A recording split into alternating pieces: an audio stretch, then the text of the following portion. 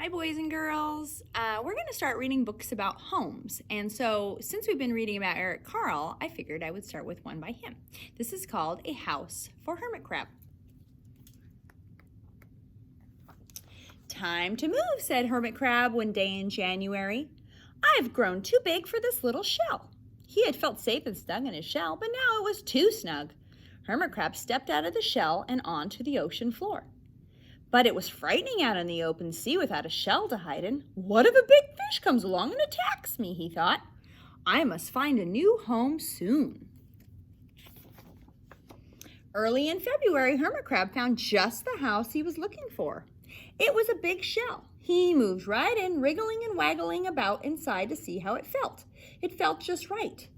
But it looked so plain, thought Hermit Crab. Plain is kind of just boring. In March, Hermit Crab found some sea anemones. They swayed gently back and forth in the water. How beautiful you are, said Hermit Crab. Would one of you be willing to come and live on my house? It's so plain, I need your help. I'll come, whispered a small sea anemone. So gently, Hermit Crab picked it up with his claw and put it on his shell. He's decorating his house. In April, Hermit Crab passed a flock of starfish moving slowly along the sea floor.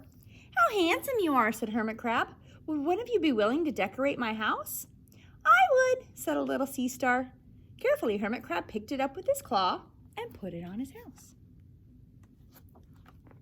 In May, Hermit Crab discovered some coral. They were hard and they didn't move. How pretty you are, said Coral. Would one of you be willing to help me make my house more beautiful? I would, creaked a crusty coral. So gingerly, that means gently, Hermit Crab picked it up with his claw and placed it on his shell. In June, Hermit Crab came to a group of snails crawling over a rock on the ocean floor. They grazed as they went, picking up algae and bits of debris and leaving a neat path behind them. Grazed means they were eating. How tidy and hard-working you are, said Hermit Crab. Would one of you be willing to come and help clean my house? I would, offered one of the snails. Happily, Hermit Crab picked it up with his claw and placed it on his shell. In July, Hermit Crab came upon several sea urchins. They had sharp, prickly needles. Ooh, how fierce you look, said Hermit Crab. Would one of you be willing to protect my house? I would, answered a spiky sea urchin. Gratefully, Hermit Crab picked it up with his claw and placed it near his shell. In August, Hermit Crab and his friends wandered onto the forest of seaweed. Ooh, it's so dark here, thought Hermit Crab. How dim it is, murmured the sea anemone. How gloomy it is, whispered the starfish. How murky it is, complained the coral. I can't see, said the snail. It's like nighttime, cried the sea urchin. They need a light. Ooh, in September, Hermit Crab spotted a school of lanternfish darting through the dark water. How bright you are, said Hermit Crab. Would one of you be willing to light up our house?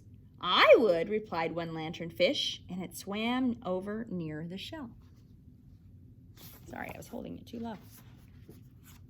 In October, Hermit Crab approached a pile of smooth pebbles. How sturdy you are, said Hermit Crab. Would you mind if I rearranged you? Not at all, answered the pebbles. So Hermit Crab picked them up one by one with his claw and built a wall around his shell. Now my house is perfect, cheered Hermit Crab. But in November, Hermit Crab felt that his shell seemed a bit too small.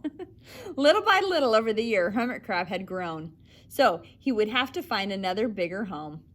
But he had come to love his friends, the sea anemone, the starfish, the coral, the sea urchin, the snail, the lanternfish, and even the smooth pebbles.